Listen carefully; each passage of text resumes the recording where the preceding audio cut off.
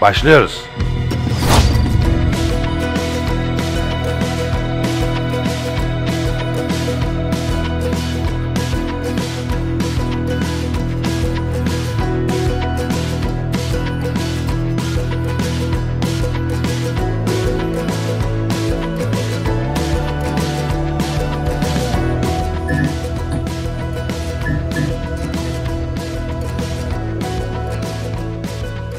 Seado E37Z Hero değirmenle karşınızdayız bugün. Belki de dünyanın en iyi şu an için single dose değirmeni. Niçin öyle? Biraz sonra anlattıklarımda siz de bu kanıya varacaksınız mutlaka. Çok değişik özelliklere sahip bir değirmen. Şimdi bu kahve değirmeni, tabii çok farklı kahve değirmenleri anlatıyoruz. Onların arasında çok farklı bir yere sahip haliyle. Niye? Birincisi single dose oluşu. Yani yukarıda bir hopper yok. Tabii buna benzer çok farklı değirmenler biz de anlattık. Mevcut. Seado'da da mevcut çok farklı modelleri. Ama onun yanı sıra çok büyük dişli setine sahip. 83 milim dişli bıçakları var. Seado Z37Z Hero modelinin. Bunun yanı sıra şurada da farklı bir kutu görüyorsunuz. Değirmenin motor sistemi tamamen gövdeden ayrılmış dışarıda. Bunun sebebi ise ön tarafında devir ayarlarını siz kendiniz yapabiliyorsunuz. Ne demek bu? İsterseniz 600 devirde RPM değerleri var biliyorsunuz. 600 devirde 750, 1050, 1500 devir gibi farklı devirlerde motoru çalıştırıp dişli bıçakların dönüşünün hızına siz kendiniz karar verebiliyorsunuz ve bu farklı devirlerde yapmış olduğunuz öğütmelerden farklı lezzet profilleri çıktığını da gözlemleyebiliyorsunuz. Tabii ki yapı olarak da çok farklı, çok değişik bir yapısı var.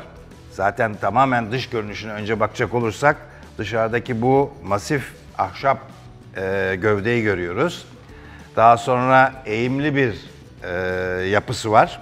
45 derece eğim yapılmış bu değirmende. Bu eğimin sebebi ise şu, single dose değirmenlerde amaç genellikle zero retention dediğimiz, yani giren kahve kadar kahvenin dışarı çıkmasını sağlayacak bir sistem olması gerekiyor.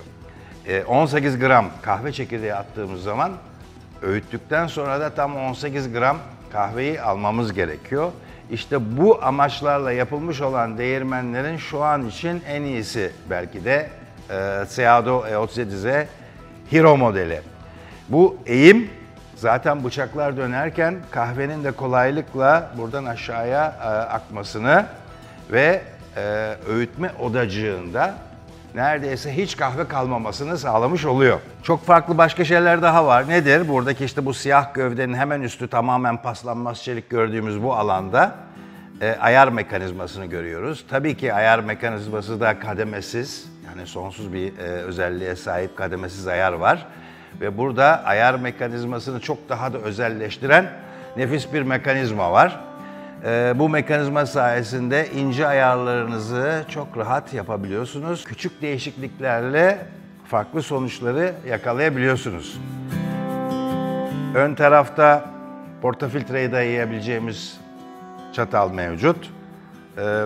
Bunun yanı sıra tabii kolaylıkla dışarıya çıkartıp buraya çok daha büyük bir kap koyup filtre öğütmeleriniz için, daha yüksek miktarda öğütmeleriniz için bu alanı rahatlıkla kullanıyorsunuz. Gerçekten çok farklı özelliklere sahip bir değirmen. Her şeyden önce bıçak büyüklüğü, yani 83 milim, eğimli yapısı, motor sisteminin tamamen dışarıda oluşu, farklı devir ayarlarıyla öğütme yapabilmeniz bitmiyor. Sürekli peş ve özelliklerini anlatmaya devam ediyoruz. Bu sistemin üzerinde bir de şurada bir fan da mevcut. Belirli öğütmelerde motor ısınmasın diye, çünkü güçlü bir motor var. Fanı da devreye alabiliyorsunuz. Çok sessiz. Oldukça sessiz bir değirmen. Çalıştığı zaman, hatta çalışıyor mu çalışmıyor mu anlamak güç. Fan çalıştığı zaman tabii bir miktar fanın sesi duyuluyor. Ama mükemmel özelliklere sahip. Şimdi single dose değirmenlerde zero retention'ı yakalamak için bir de burada görüyorsunuz bazı ilave ekipmanlar da kullanılabiliyor. Kahvenin öğütülmesi esnasında oluşan bir statik enerji var. Bu statik enerjiyi yok etmek için kahve çekirdeklerini öncelikle böyle bir kaba alıyoruz, tartıyoruz. Daha sonra içerisine buradaki sprey sayesinde bunun içine su var. 2-3 spreyleme yapıyoruz. Çekirdekleri karıştırıyoruz. Çalışırken değirmenin içerisine o şekilde bırakıyoruz ki herhangi bir statik enerji oluşup da o tanecikler çok fazla yayılma yapmasın. Tabii bunu yapabilmeniz için dişlilerin özel bir yapıya sahip olması gerekiyor. Çelik dişlilerde tabii paslanma söz konusu olabilir. Ancak Seado'nun bu modeli DLC kaplamalı. DLC kaplama diamond-like carbon. Yani bir elmas özelliklerine yakın çok özel bir kaplama. Bu kaplama sayesinde hem tabii ki paslanma kesinlikle söz konusu olmuyor. Onun haricinde de dişlinin ömrü çok uzun oluyor. Şöyle bir örnek verebilirim. Normal işte çelik dişlilerde belki 600 kiloda bir ya da bir ton 600 kilo ile bir ton arasında dişlileri değiştirmeniz gerekirken burada 10 tona yakın kahve öğütebilirsiniz. Yani çok uzun ömürlü. İşte sürtünmeye karşı tabii ki kayganlaştırıcı özelliği var.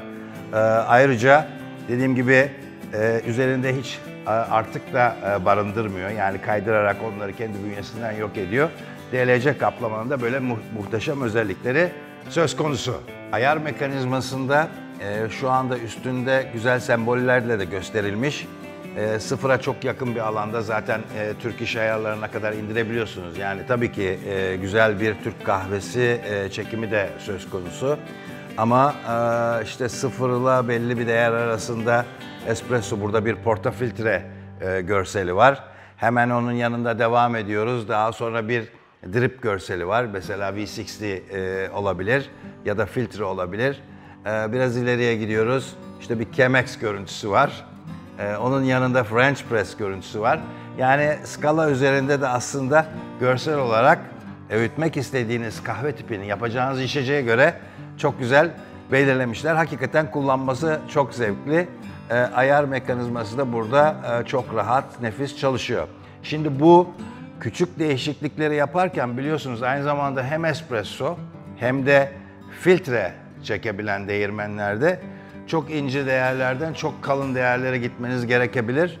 Ama bu ince ve hassas ayar mekanizması olduğu zaman sürekli döndürmeniz gerekmesin diye Seado burada harika bir şey yapmış.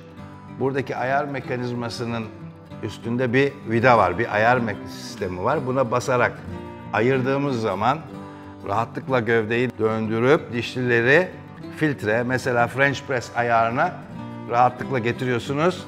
Daha sonra kitleyerek mekanizmayı bulunduğu yerde sadece ince ayar yapmak söz konusu olabiliyor. Tekrar aynı şekilde espressoya döneceksek eğer tekrar basıp açıyoruz.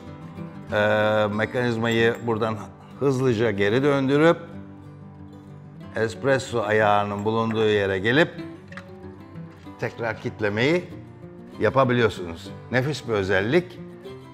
Çok hızlı bir şekilde çok farklı öğütme değerleri arasında geçiş yapmak mümkün. Şuradan da bahsedeyim, yani körük var. Çünkü single dose değirmenlerde artık olmazsa olmaz. Daha önce başka modellerden de tanıyoruz.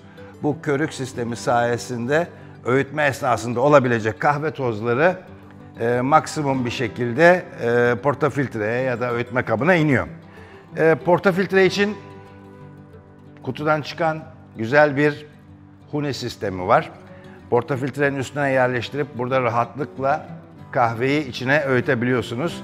Daha sonra portafiltreyi tamping mata alıp tamplama işlemi yapabiliyoruz.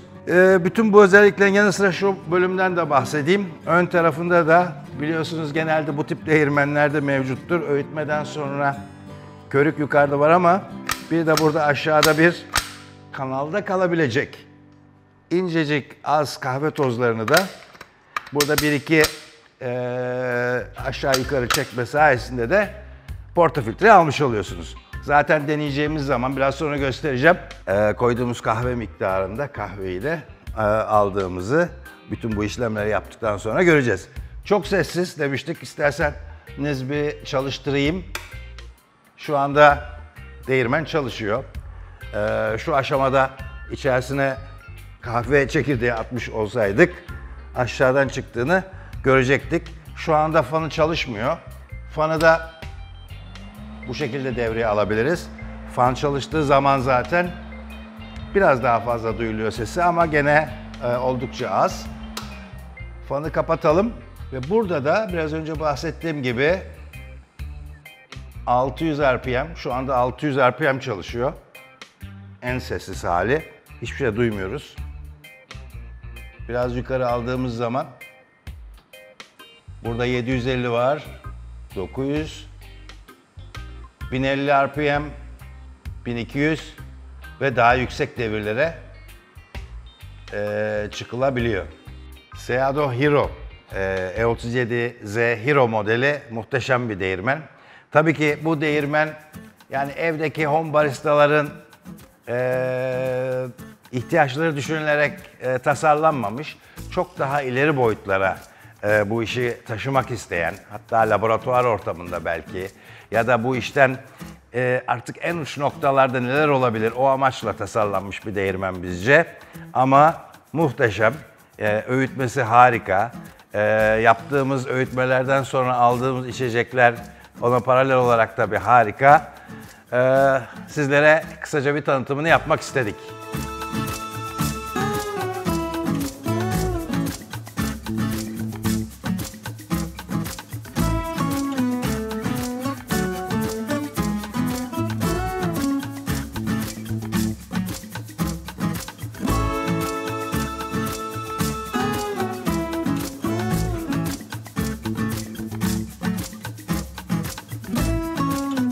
Evet, şimdi bir kahve öğütelim birlikte. Bakalım içerisine ne kadar kahve koyacağız ve ne kadar alacağız. Siz de tabii deneyimlemek isterseniz her zaman için Espresso Perfetto'ya bekliyoruz. İyi günler.